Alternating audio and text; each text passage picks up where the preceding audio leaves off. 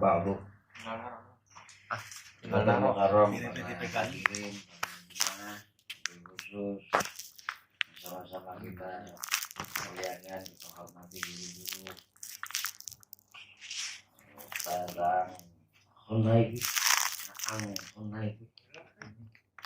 Pak kalau beliau namanya Pak, bensin. Saya yakin semoga sama-sama kita mendapat rahmat dan ampunan dari Allah Subhanahu wa Ta'ala. Amin. Kemarin kesunatan sholat itu terbagi dua, ada sunnah abad, ada sunnah hayat. Kalau sunnah abad itu sunnah yang kalau lupa ditambal pakai sujud sahwi, disunahkan ditambal dengan sujud sahwi. Jadi sujud sahwinya ini sunnah juga. Itu secara garis besar dia cuma dua, tasyahud awal sama qunut di dalam subuh. Nah kalau sunnah hayatnya banyak. Sunnah hayat itu seperti takbir intikal, dari berdiri ke ruku Allahu Akbar, bangun sami Allahu liman hamidah, itu teh lapatnya juga hayat.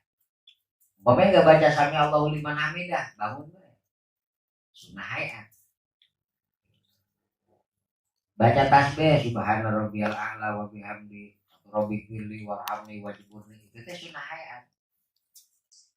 Jadi sengaja ditinggal juga sholat kagak batal, cuman pahala dalam sholatnya otomatis berkurang nilainya karena banyak bacaan-bacaan yang dia tinggal. Karena fungsi-fungsi ibadah sunnah itu diantaranya memelihara ibadah wajib. Jadi kalau orang duhanya rajin, insya Allah johornya perhatian. Tahajudnya rajin, sholat wajibnya perhatian. Kalau sholat Senin Kemisnya lagi rajin, apalagi puasa Ramadannya, gitu. Jadi fungsi ibadah sunnah itu bentengin ibadah-ibadah wajib. Jadi kalau habis sholat, saya mah sebelum maghrib harus qobliyah, mewajibin diri sendiri. Ya insya Allah maghribnya orang bakal kelewat, sunnahnya aja diperhatiin. Jadi perkara sunnah itu bisa membantu memelihara ibadah wajib. Nah di belakang sunnah yang bisa memelihara ibadah sunnah itu ibadah adab. Adabnya kayak apa? Nah, apa contohnya adab? Makan makanan. Kalau wudu madhab kiblat sunnah apa adab? Adab. Nah itu teh adab umpamanya. Madhabnya aja diperhatiin, apalagi wudunya.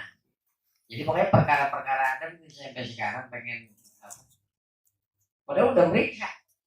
Adab khilaful aula itu contohnya apa baik? Kan beda tuh khilaful aula sama sunnah sama adab.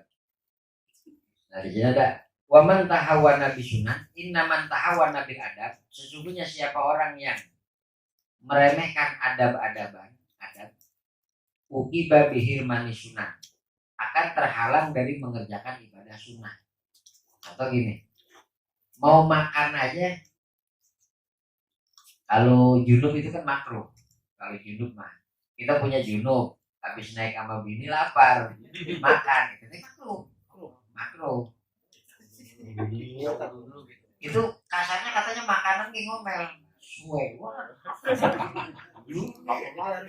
Gua dimakan gak lagi junub. Minimal wudu, minimal wudu. Kayak habis junub langsung tidur, itu kan makruh. Itu kan harusnya mah minimal wudu, bagusnya mandi. Tiduran. Hah? Rokok. Kalau merokok mah nggak apa-apa, kan merokok kan makruh. Makruh double dong. Jadi apa namanya? Asal dulu karoha, temen makruhnya. Kalau lupa Ustaz. Nah, jangan lupa nggak ada hukumnya. Bukan, lupa mandi, sholat gitu. Iya lupa kan nggak ada hukumnya. Oh nggak ada hukumnya? Nggak ada hukumnya, nggak ada yang nyalain orang lupa. Iya, sholat.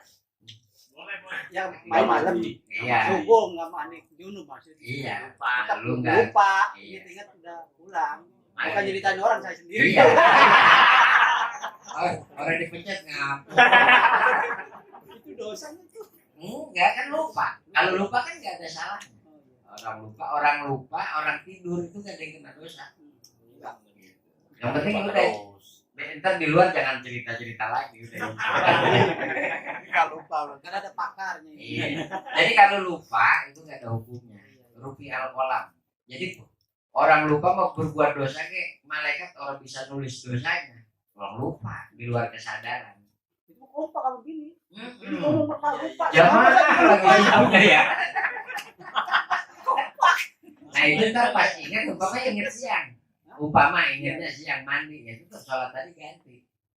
Kodo apa ganti. Tadi mah. Seringnya kan saking lama. Kalau alam bisa. Ini enak nih. Makan barengnya lupa. Jadi kayak adab itu kan kalau makan pakai doa baca bismillah. Kemudian kalau adab teh kayak makan pakai tangan kanan, duduknya yang rapi dengan rasa syukur itu kan adab. Ngadepin rezeki dari Allah. Apa ada ulama tuh gini. Imam Ali Al-Khawas itu kalau di meja ruku bro, dia itu kan bukan orang kaya, biasa. Tapi kalau sholat baju pakaian yang bagus-bagus itu dipakai. Repot dia kalau mau sholat. Kasarnya nih udah pakai kain, kaos, gamis, jubah, udah wah keren kalau mau sholat. Padahal sehari biasa. Waktu ditanya itu kenapa guru kalau mau sholat repot begitu? Saya mau nunjukin nama Allah. Saya bersyukur. Saya ini orang hina, orang layak dapat anugerah punya baju bagus ya. Karena banyak dosa, tapi Tuhan masih baik sama saya. Saya masih dikasih pakaian bagus. Saya pakai pas sholat itu biar nunjukin sama Tuhan betapa thank you-nya saya. Gitu. Jadi kalau sholat itu yang bagus-bagus itu ada juga. Pakai bajuannya Jumat itu pakai yang terbagus yang punya. Dan bahkan kalau hari Jumat lebih abdul dibandingkan Idul Fitri. Jadi kalau lebih abdul mana, lebih mulia mana Idul Fitri sama hari Jumat? Abdulan hari Jumat. Tapi karena hari Jumat mah kita ketemu setiap minggu, kayak kerenan Idul Fitri. Dulunya kita beli baju baru seminggu sekali. Olok tapi ya. Ya, jadi kasih tahu ini. Ya pun kalau ulama mah adab ke Tuhannya itu apa punya baju lebih dari 3 aja malu sama Tuhan. Punya baju lebih dari 3 malu. Yang satu dipakai, yang satu dicuci, yang satu siap buat salin. Lebih dari 3 sedekahin. Biar orang ada hisabnya. Jadi kalau yang ini makan 3 ini hajat. Nggak bisa kurang saya dari 3 mah. Kalau kita kan kalau yang kerja pabrik berarti pakaian seragamnya itu hajat. Itu bisa nggak dihisap karena ini mah kebutuhan. Tapi kan pakaian kita yang banyak itu banyak yang bukan kebutuhan. Tapi banyak yang orang pakai. Ngasih sayang. Ya, ini masih jadi kebiasaan. Ngasih orang sayang, kepake ke jarang. Gitu. Kehisap itu. Gitu. Berbahaya. Besok lagi. Besok jam berapa kita ke rumah? Najis. Apa kalau makanan aja kita makan itu dihisap, makan makanan enak. Yang orang dihisap itu tuan rumah. Kalau makan sama tamu, sama orang lain, ini makanan yang nggak dihisap. Kayak ini nggak ada hisapnya ntar, yang ada pahalanya doang. Jadi kalau kita masak enak, repot saya. Nah, itu nggak dihisap ntar.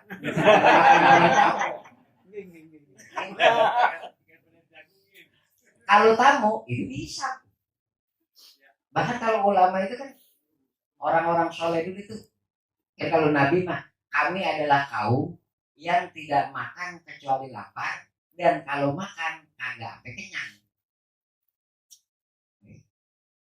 Lah akhirnya apa?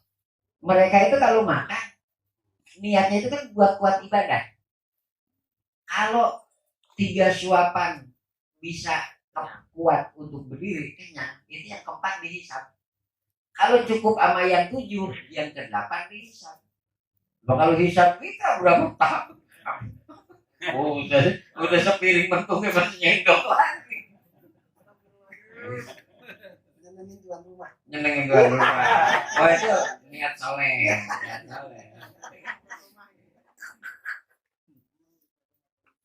Ya, cara nyenengin orang kan banyak. Tapi kan bahkan kalau ajaran agama mah, kalau kita puasa, ada tamu, kita ngidangin makanan, itu mendingan batal. Kalau sunnah mah, lantas tamu juga makannya kan cagaci gitu, tuan rumah lagi puasa, itu urusan batal. Apalagi kita lagi namu puasa, tuan rumah udah nyiapin olahan, datang puasa bagusan makan. Karena menghormati dia itu lebih penting. Ini mah kepentingan kita puasa mah, kita sama Tuhan. Kalau ini mah hubungannya udah sama orang lain. Makanya ntar nilai bagusnya Islam iman seseorang itu tidak cuma dilihat bagusnya hubungan dia sama Tuhan, bagusnya hubungan dia antar makhluk. Enggak cuma ke manusia, ke hewan, enggak cuma ke hewan, bahkan ke tumbuhan. Makanya kalau di Ahlakul Banin itu kita ingat, itu dilarang kita kalau jalan itu sesamparan. Karena kecil kesan kalau jalan ada punang. Itu kan dikecam di kitab-kitab akhlak itu, nggak bagus. Itu kebiasaan. Sampai gede ntar karakternya jadi kurang kerjaan. Apalagi ada mangganya. Sesamparan. Bahkan saya pernah itu waktu di Ciawi, di pesantren Cimanggu, saya main ke sono karena teman ada yang mondok di sono. Jadi senior pondok itu kiai ada yang nganterin ke pondok sono. Saya main masih mondok. Karena di sono tanahnya leduk, lumpur, tanah merah. Pas sendal saya kotor itu saya pepet ke rumput. Itu kan saya kagak kenal Mama Cimanggu itu kiainya. Itu ngomong, ya karungnya kesian, punan dia pengen hidup. Udah kan, iya bah. Itu santri pada ngumpet. Gak tanya apa, Mama Cimanggu, pantesan dia pada takut. Itu saya meter sendal rumput di sendal aja, itu diomelin. Jangan, dia pengen gitu.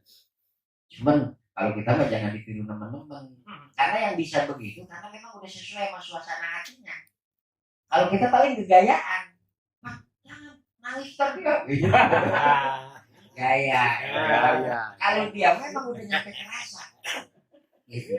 Jadi nggak semua kelakuan orang begitu tuh bisa sembarangan kita tiru. Dia mah begitu bukan ngada-ngada, emang udah sesuai sama situasi hatinya.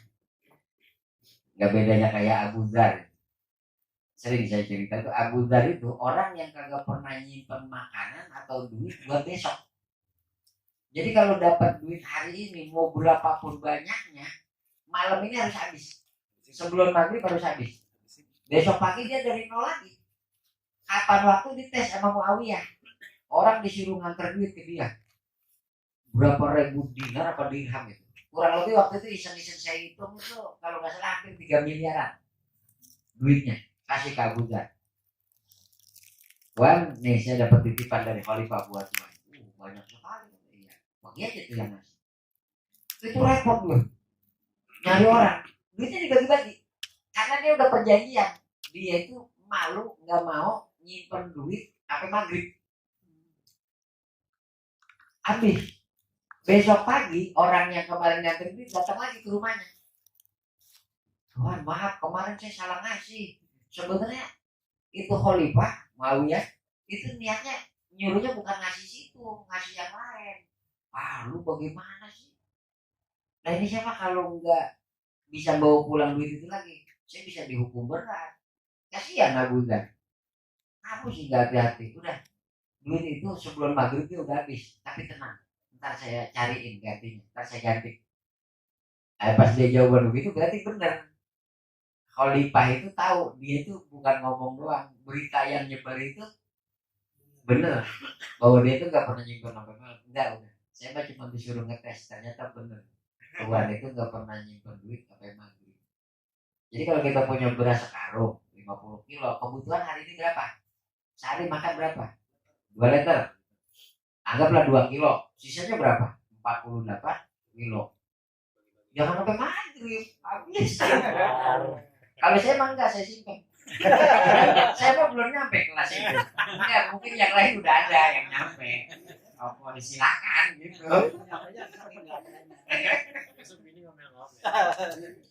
Jadi kalau mereka itu kalau punya duit panik. Kalau orang punya duit panik. Itu tadi yang disebut ibro. Pelajaran tuh orang-orang dulu mah begitu. Kita mah ya kita kan gini. Kata Imam Syaroni, dulu orang itu keren kalau udah usul kau. Kalau udah usul baru keren. Kalau zaman sekarang, itu zaman Imam Syaroni hampir 400-500 tahun yang lalu, itu orang baru pengen ada niat pengen bisa usul kalau aja udah keren. Kalau sekarang usul belum. Jadi saya pernah baca ada hadis ini. Orang jangan lagi udah dapat ridho Allah. Dia baru pengen dapat ridho. Punya keinginan nih, saya pengen dapat ridho Allah. Keinginan, itu Tuhan langsung muji dia di depan malaikat. Jibril, no. Mas Narno, no, orang apa? Itu dia lagi kesono kesini baik, pengen nyari ridho gua itu. Udah, saksiin dosanya gua ampuni.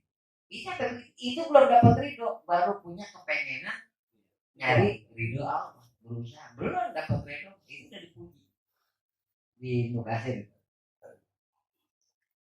Makanya pantas ketika Imam Syaroni bilang dulu itu orang kalau udah usul nyampe ke Allah itu keren. Kalau sekarang kepengen bisa deket aja sama Allah udah keren. Ya sesuai zamannya. Ngurangin apa sih saya ke sono-sono? Perasaan baru sholat ya kita. Itu ya. Bahkan kalau Imam Ghazali ini sindirannya lebih pedas lagi. Layat rukusunan illa dukuprin khoblin. Tidaklah orang itu terbiasa meninggalkan ibadah sunnah kecuali karena sebabnya itu ada kekufuran yang tersembunyi di hatinya, yang samar di hatinya, ada bibit. Makanya mas sunnah itu rada ngeremehin. Ya maaf, sholat jemaah, sholat sunnah, duha, zikir, baca sholawat dirinya. Itu tidaklah orang itu bisa begitu sering ninggalin sunnah kecuali ada bibit-bibit kekufuran di hati. Au mungkin jalin, atau bukan karena bibit kekufuran tapi karena mungkin jalin dan tak tolol, jelas bodohnya. Karena apa? Karena keuntungan kita kan di situ. Ya kalau Imam Ghazali kan teorinya gitu. Ibadah wajib itu modal. Ibadah sunnah ini keuntungannya. Karena profit rokok. Oh keuntungan. Profit. Itu garpin. Oh garpin. Jangan filter. Jadi keuntungan kita itu adanya di ibadah sunnah. Sholawat, tahajud, zikir, istighfar, itu keuntungannya. Kalau ibadah sunnah mah modal. Karena kalau ibadah wajib mah itu kan dikerjakan biasanya karena takut siksa. Kalau kita kerjain dapat pahala, ini mah kalau orang dikerjain resikonya dipetung. Akhirnya ngerjain karena takut dipetung. Kalau ibadah sunnah, ini kalau dikerjain dapat pahala, kalau nggak dikerjain orang diapa-apain. Akhirnya dia mau ninggalinnya karena nggak ada risikonya. Tapi kalau dikerjain, dia dapat keuntungan yang jelas. Makanya terbiasa ngeremehin ibadah sunnah, kata Imam Ghazali itu illa mungkin jaliin, karena kita ini bodoh. Jadi kita pintar apa bodoh ini? Bodoh, kata Imam Ghazali. Kita termasuk parah, termasuk ustaznya. Saya nggak ada. Kalian jelek-jelek nggak mau ikut ya? Saya pengen cuci tangan aja. Saya nyari yang bagus-bagus. Parah. Salah duduk kayaknya. Mungkin jalin, bodoh dan tak jelas. Jelas. Sangat bodoh. Ternyata kita ini bodoh. Kayak Imam Malik ya. Orang itu jelek sekali kalau terbiasa meninggalkan sholat witir. Karena Imam Malik hampir-hampir wajib witir. Bukan wajib mah, tapi hampir-hampir dia mah sangat kudu harus. Nggak masuk ke apa wajib yang 5, tapi sangat harus. Sampai-sampai fardu. Kalau kita sunnah, kalau Imam Malik itu hampir-hampir fardu. Ya kalau sholat wajib kan kita memang cuma 5. Apa? Subuh, zuhur, asar, maghrib, isya, subuh. Kalau Imam Malik witir aja, orang kalau terbiasa tinggal witir itu jelek banget. Jadi kalau Imam Malik hidup zaman sekarang kayak potongan kita, ya manusia. witir itu kan cuma serokaat, paling dikit. Tapi kalau terbiasa 1 juga jelek. Sekali-kali boleh. Ya standarnya 3 rakaat, 2, 1. Kita kan rajin witir kalau terawih doang. Ini kan tiap hari. Terawih ya, kalau lagi terawih. Alright, bablas. Tapi ada ulama bilang begini, kalau untuk yang zaman sekarang, orang zaman sekarang, ibadah sunnahnya dikit. Yang penting maksiat aja yang pada dijauhin. Karena kalau orang dulu, kalau cuma orang-orang maksiat, orang aneh. Tapi tinggal ibadahnya rajin apa enggak. Zaman sekarang mah ibadah rada culisnya, yang penting maksiat-maksiat dihindarin. Udah keren kata ulama. Wa min ahammi adabi sholat. Oh, ini ada. Di antara adab yang terpenting di dalam sholat.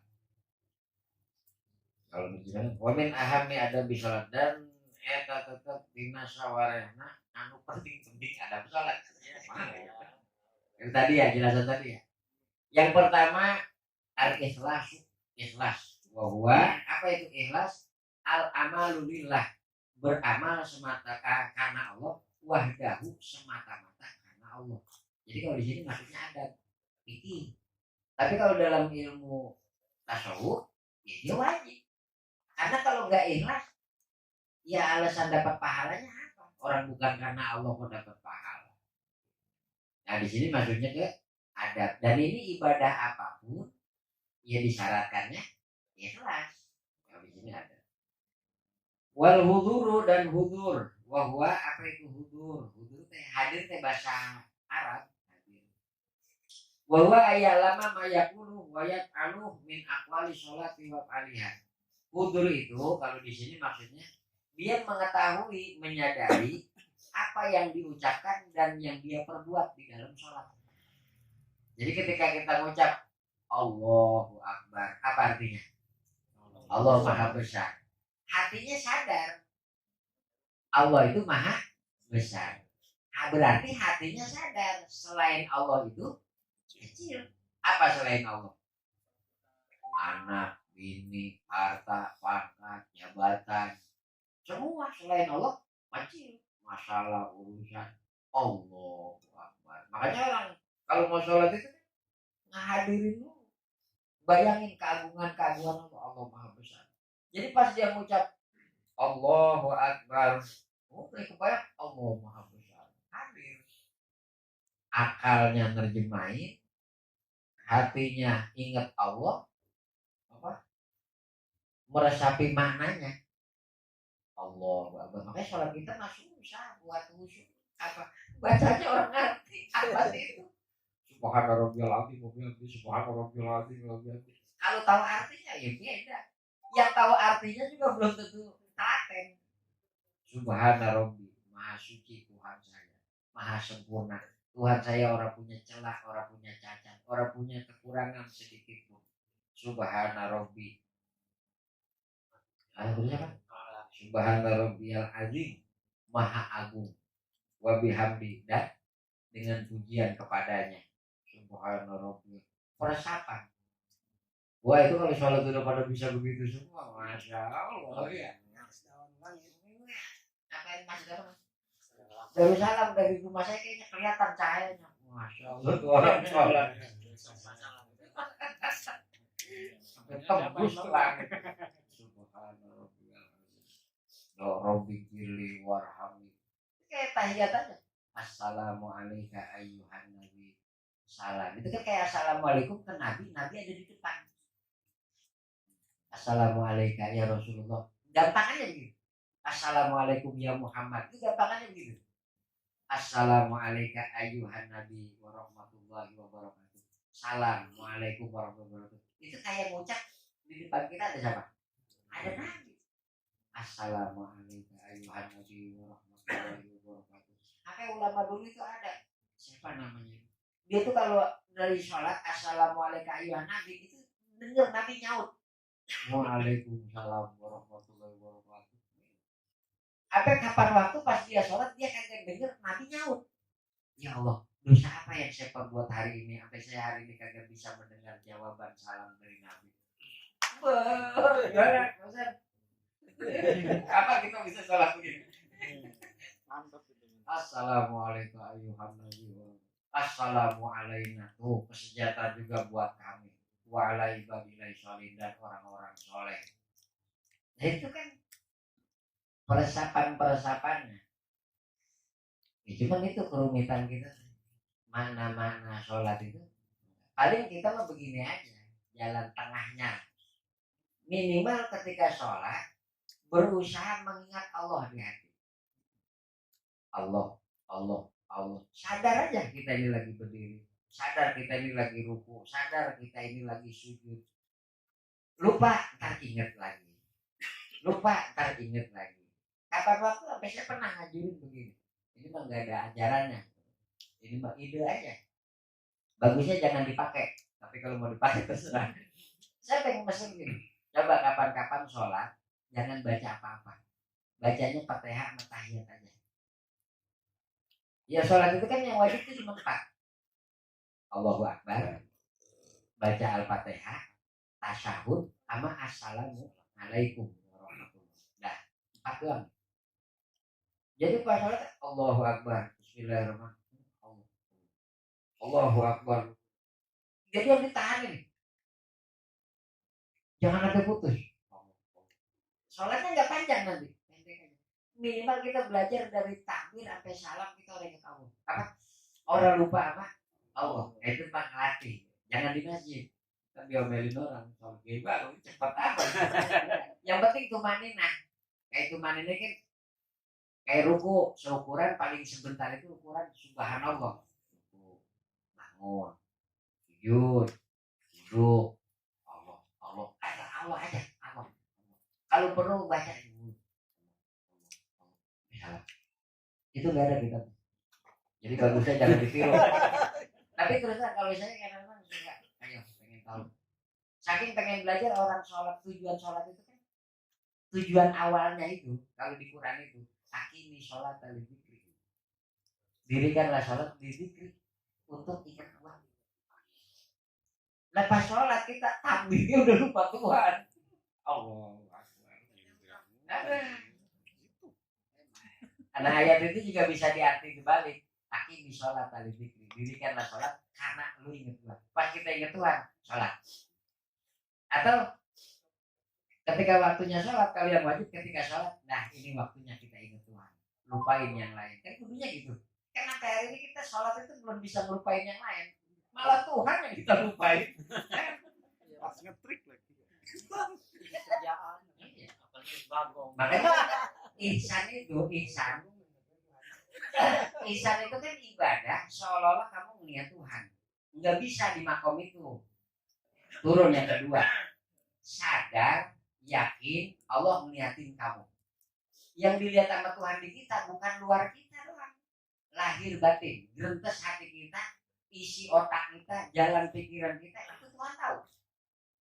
Bayangin kalau kita sadar, Tuhan tahu isi kepala kita. Orang saya duduk samping Pak Roy, kalau Pak Roy tahu isi otak saya malu sama Pak Roy. Orang saya lagi inget yang di sono. Sedangkan Tuhan tahu nggak? Tahu. Andai kata ihsan yang kedua aja kita pakai, mikir jeleknya kita malu. Tapi karena kita memang belum yang kedua gitu enggak. Turun lagi ihsan yang ketiga, itu orang masuk ke definisi ihsan yang dari Nabi. Nanti kan cuma 2 ihsan itu. Ibadah seolah melihat Tuhan. Kalau orang bisa, sadarlah, yakinlah Tuhan melihat lahir batin kamu. Nah, yang ketiga di mana? Diturunin buat potongan kayak kita. Apa? Ibadah sesuai syarat rukun. sah aja. Wudu syarat rukunnya tahu, sholat syarat rukun sholat tahu, sehingga sholatnya dihukumin sah. Itu udah ihsan. Karena ketika kita sholat sendiri juga berarti kita udah belajar diri kita terikat sama agama, ngikutin aturan. Andai kata kasarnya seperti kita sholat nggak ada orang, akhirnya kalau sholat kan harusnya ruku dulu, tidak baru sujud karena nggak ada orang, habis berdiri sujud, kan udah malu kita, ya batal. Ada orang nggak itu? Nggak ada. Tapi kita udah belajar terikat sama undang-undang agama. Nah itu ihsan tingkatan nomor 3. Di kita mah di situ udah cakep di situ gitu. Udah nomor 1 orang, nomor 2 jauh, di nomor 3 minimal kita sholat itu intisal tadi, ngerjain sesuai aturan agama. Ihsan kita mah di situ aja mainnya. Kalau yang dua, yang satu yang dua mah, kalau yang satu katanya makom nabi-nabi, yang dua makom wali-wali. Paling kagak bisa jadi kapan waktu kita nyicipin situasi-situasi. Jadi kayak pernah saya ditanya teman, dosa saya banyak banget Ustaz. Oh iya, gue mah dikit kita gitu ya. Mumpung ada yang kerja kan kita tinggi. Itu ada kata dia ngomong, Ustaz dosa saya dikit banget, wah saya mah banyak. Gitu. Kita mah kebalikannya aja. Emang apa? Kayak contoh ini. Salah satunya kadang-kadang saya hubungan badan sama istri, yang kebayang itu artis. Itu bukannya dosa. Iya, kata ulama itu dihukumin zina gitu. Ya karena kan tapi sama istri yang dibayangin orang lain itu dihukumin zina. Itu maksiat. Ya maksiat. Iya ya, dosa. Ya sebenarnya bukan masalah dosanya. Tuhan kan pasti tahu. Bayangin bini lu tahu, lu lebih takut Tuhan tahu apa bini lu tahu? Lebih tahu. Ternyata kita memang lebih takut sama bini daripada sama Tuhan. Itu dosa ya? Dosa. Agak bang kalau ngapain ini. Iya.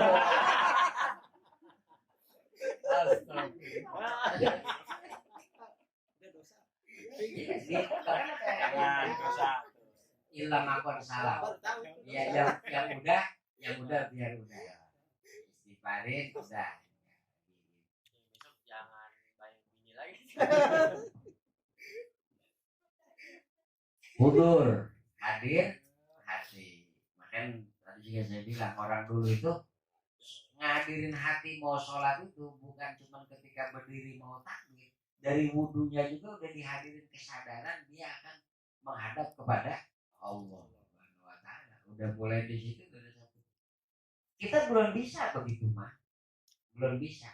Tapi kalau kita udah tahu ada ilmu-ilmu tentang ini kan mungkin besok, mungkin lusa, mungkin nanti gitu. Insya Allah. Makanya kan ilmu tasawuf itu kenapa dipelajari? Bukan berarti apa orang ngaji tasawuf nggak nunggu dia suci dulu, nggak nunggu dia soleh dulu. Buku dari ilmu itu nanti dia bisa nerapin sedikit. Nah kalau nggak tahu ilmunya apa yang mau dia praktekin? Iya, jangan salah. Yang ketiga wal khusyuk. Bahwa apa itu khusyuk? Khusyuk itu sukunul jawarih ma'a huduril qalbi. Anggota badan tenang ma'a huduril qalbi. Hatinya hadir di hadapan Allah. Kita kan muka ngadep Tuhan, dada madep Ka'bah, hati madep kemana baik. Ya udah apa selingkuh. Nah ini sukunul jawari ini khusyuk standar fikih. Tenang anggota badan. Tenang. Ini fikih. Kalau tasawuf yang syukur itu bukan jawari. Sukunul qalbi hatinya tenang. Yang diingat Allah. Kalau kita wah, sampai kunci itu di bawah kasur ingat. Nah itu enggak sukunul qalbi, hatinya enggak tenang. Nah gampangannya gini, kalau khusyuk di fikih mah kita kan khusyuk qalbi maka memang belum pada bisa lah. Tapi mudah-mudahan sebelum mati kita nyicipin ngalamin. Sukunul jawari itu minimal tenang anggota badan kan semua, mata, mulut, tangan semua. Minimal orang terburu-buru. Sekarang kita mau ke Gadagung, terburu-buru, ama pelan-pelan. Nyampenya tetap kemana? Waktunya nyampe, mah nyampe. Paling bedanya berapa menit sih? Bapak tuh kan ukur dulu 120 km per jam. Saya taruh dah 40 kilo. Ide merokok belum habis batang saya nyampe. Tapi kenapa kalau sholat kita udah kayak diburu-buru setan? Nah kalau kita terburu-buru nggak bisa ngerasain nikmatnya. Contoh gini, ini kita makan, ngadepin lauk, apa? Yang enak lauk. Ya kalau salah nanya. Kalau yang enak, ini mau kenal jengkol doang. Yang enak. Ayam kampung. Ya pokoknya enak dah hidangan. Enak, lapar enak. Lagi makan diparanin. Gimana mau udah ditungguin mau jalan. Itu kerasa enak lah makanan. Oh, sakit. Gimana sih? Wah, lah nggak kerasa enak. Sholat itu sebenarnya kenikmatan puncak kalau buat Nabi mah. Buat Nabi. Tapi karena kita mah udah makanannya kurang cakep, sholatnya jelek, kita buru-buru pisan. Oh, udah makan singkong, keburu-buru ke sholat. Nah, khusyuk itu minimal orang dirasa khusyuk, tenang aja, santai. Ntar dia waktunya mah kelar, assalamualaikum, mual 2 hari 2 malam itu. Ya paling bedanya sama yang rada gesik itu, ya berapa menit. Itu minimal khusyuk pikir aja gitu. Tenang, orang keburu-buru lawan. Jangan gak dilawan. Ketika diajak, baca Bismillahirrahmanirrahim. Oh, Bismillahirrahmanirrahim. Kita pelanin bisa, kita kerjain itu lawan nafsu. Alhamdulillahirobbilalamin. Dia nyuruh buru-buru.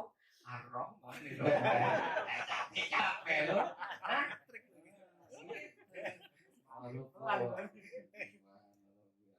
Kita ngerjain. Kan kalau ibadah mah gitu kata Imam Al-Haddad. Nafsu itu beratnya di awal doang. Karena dia itu nyegah. Kita mau megang tasbih kata nafsu. TV lagi rame, udah megang HP, mau di Facebook, mau lihat YouTube. Karena pas ibadah itu yang dibayangin itu yang berat-beratnya. Tapi kalau kita lawan 5 menit, 10 menit, 15 menit, 20 menit itu nafsu minggir, senderan. Kena goda. Nah itu baru kerasa nikmat, sampai rasain. Makanya wirid itu nggak bisa sedikit. Wirid itu kalau baru 10, 30, 50, masih awam. 100, 150, 200 itu nafsu mulai udah minggir. Suwekot udah kejadian ngaso. Nah itu baru lutut. Itu tak kesononya, itu kuat berhenti aja udah. Pengen terus. Nah karena itu tadi nafsu udah. Dia di awal doang. Dia minggir. Makanya wirid itu nggak bisa sedikit sebenarnya. Harus banyak potong-potongan kayak gitu. Nah karena zikir itu kan cuma kumpulan lapan. Nah, ada yang Allah, ada yang Allahumma sholli ala Muhammad, terus 5 menit, 10 menit, 20 menit. Dia ntar lezatnya itu kesimpannya di banyak. Tersembunyinya di banyak, di jumlah. Pas udah banyak ketemu tuh. Ya, abang saya ngomong jorok lagi gue. Bini kita kadang kuat goyang ke sana kemari baru ketemu. Ketemu itu, ya. Ini gak ada bujangan kan?